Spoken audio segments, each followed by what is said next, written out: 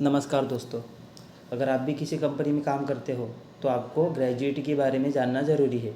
अगर कोई कर्मचारी 4 साल और 240 दिनों तक काम करता है तो कंपनी अपने कर्मचारियों को उनकी लंबी सेवा और योगदान के लिए ग्रेजुएटी देती है।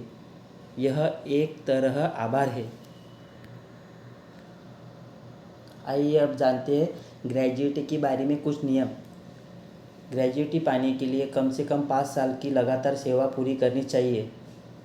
अगर कोई कर्मचारी 4 साल और 240 दिनों तक काम करता है तो उसे ग्रेजुएटी मिलती है।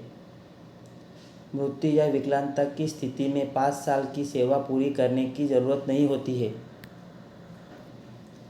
ग्रेजुएटी की गणना वेतन के आधार पर और कानूनी के मुताबिक की जाती है। ग्रेजुएटी के लिए कर्मचारियों की सीटीसी का 50% मूल वेतन होना चाहिए। 25 लाख रुपए तक ग्रेजुएटी पर कोई टैक्स नहीं होता। अगर कंपनी में कर्मचारियों की संख्या 10 से कम हो जाती है तो भी उसे ग्रेजुएटी की भुगतान करना होगा। और ये भी जान लो, कंपनी अगर चाहे तो किसी कर्मचारी को ग्रेजुएटी देने से मना कर सकती है। अगर किसी कर्मचारी पर अनैतिक व्यवहार का आरोप लगता है या उसकी लापरवाही से वजह से किसी कंपनी को नुकसान होता है तो कंपनी ग्रेजुएटी देने से मना कर सकती है। अब बात कर लेते हैं ग्रेजुएटी कैलकुलेशन कैसी होती है।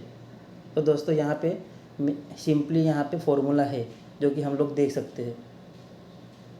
ग्रेजुएटी का फॉर्मूला है 15 इंटू आपका लास्ट सैलरी इंटू आपने कितने साल काम किया डिवाइडेड 26।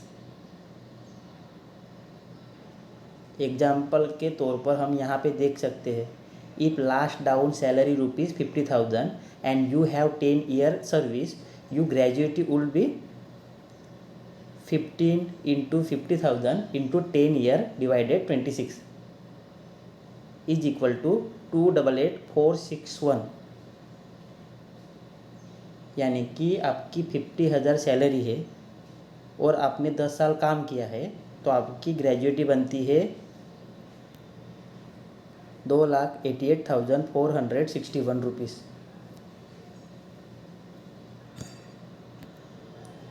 तो दोस्तों, क्या आपको ये सभी पता था? अगर ऐसे ही अपडेट पाने के लिए मुझे सब्सक्राइब कीजिए और फॉलो कीजिए। धन्यवाद।